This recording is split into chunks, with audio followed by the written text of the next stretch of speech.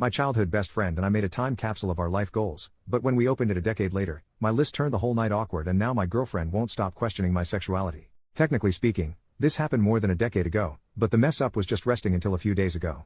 I was a teenager when my friend and I came up with this idea to write a list of life goals on a piece of paper for our older selves.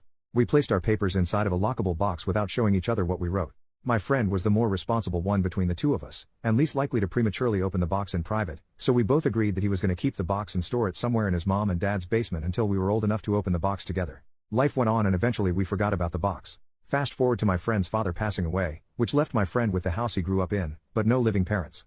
My friend made plans to turn the house into an Airbnb. I got an unexpected call from him a couple of weeks ago.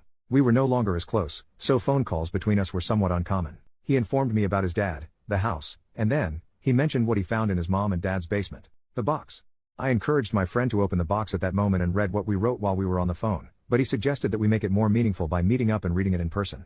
Cut to the two of us becoming the four of us at the meeting because our girlfriends also became invested and involved. So, there we all were, at my friend's parents' house, enjoying good food and good company. When the time came to open the box, everyone was pretty excited. My friend and I totally forgot what we wrote, so all of us were going in blind. A toolbox was required to open the box because the key for the padlock was nowhere to be found. My friend gave me his list and I gave him mine. Our girlfriends wanted it that way. I was the first to read. My friend had the following things on his list. 1. Fix my teeth. 2. Make money. 3. Learn other languages. 4. Travel. 5. Learn to cook. 6. Eat healthy. 7. Lose my virginity. 8. Study. 9. Teach. 10. Continue skateboarding until I die. My friend's list was fun for everyone. However, my friend seemed hesitant to read my list. As soon as he said it might be better if I read my list in private, all of us, including me, egged him on to just read the damn thing. My friend reluctantly read the following out loud. 1. Tell Josh I want to be his bottom. That was literally all I wrote. My friend, aka Josh, flipped the piece of paper so that all of us could see the drawing I made of the two of us screwing. No one seemed to know how to react. I attempted to break the awkward silence by pointing out that I was obviously joking when I wrote that. My friend backed me up and said it was totally in character for teenage me to make gay jokes at inappropriate times. Everyone kind of filed my list under boys will be boys and laughed it off. That being said, my girlfriend was not laughing during our drive home.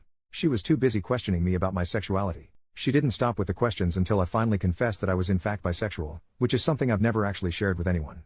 Needless to say, that revelation created tension between us, even though I've assured her that I'm not attracted to anyone else but her. Pessimism is telling me that I should brace myself for a breakup. Relevant comment. Honestly though, if she breaks up with you because you're bi and weren't ready to come out of the closet yet, she wasn't the one for you. OP. Agreed. If we end up going our separate ways, then we were not as meant for each other as I originally thought we were. Commenter number 2, seeing Josh again, did you feel more than friends? Even if it's potentially one-sided? OP. Short answer, kind of. Long answer, seeing him triggered years of memories, and each memory prompted a specific feeling, but most of what I was feeling was within the boundaries of our friendship. The suppressed memories I had of how attracted I was towards him as a teenager did creep in, and for a brief moment I did allow myself to appreciate how attractive he still was, but I didn't feel anything I would classify as blurring the lines of our friendship. First update, the next day, my girlfriend appears to be ghosting me now. Her responses to my messages have gone from one-word comments that took her forever to send, to nothing at all. My friend, on the other hand, has not stopped messaging me ever since the events in my previous post. Between my girlfriend ghosting me and my friend bombarding me with follow-up questions, I definitely feel like I messed up as a teenager when I decided to leave a note to my future self that exposed my sexuality. My friend sent me multiple messages to inform me that he's still friends with some of our former high school mates. He made me aware of that fact because he wanted me to understand why it made sense for him to share our decades-old list of life goals with other people. I had no problem with that at first because I assumed that everyone who knew me in high school would laugh at my list and add it to all the other dumb crap I've said and done as a teenager. According to my friend, our former high school buddies did in fact laugh, but they also added my gay joke or gag or whatever to their own little list of clues that apparently made them all doubt my straightness throughout high school. My friend said nothing about me ever made him question my sexuality, but he was beginning to feel like he might have missed something because it seemed like he was the only person in our circle of friends who never connected the dots. I didn't know how to respond to that, but I managed to answer every question he had for me as truthfully as possible. Yes, it was more than just a gay joke. Yes, I wanted to be more than friends.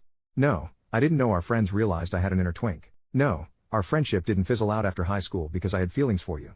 Yes, I'm into girls and guys. I could go on and on. My friend apologized for putting me on the spot and promised that he was going to make an effort to spend more time with me in person so that he can learn more about what makes me me. Like old times. But gayer, I guess. He also joked about hooking me up with his male friends in case my relationship comes to an end. Last few days have been an emotionally exhausting experience. I unintentionally came out twice now. So much for waiting until I'm ready. Relevant comments. OP on his girlfriend needing to check herself on this topic. She's making me feel like the bad guy for being bi. Last time I checked, I'm still the same person. OP on being forced to go into details when he wasn't ready to come out. You're right. Part of me did want to get it off my chest. I would have preferred if it was planned, but it seems the universe ran out of patience. It's totally possible that my girlfriend might be homophobic, but I'm not 100% sure about that.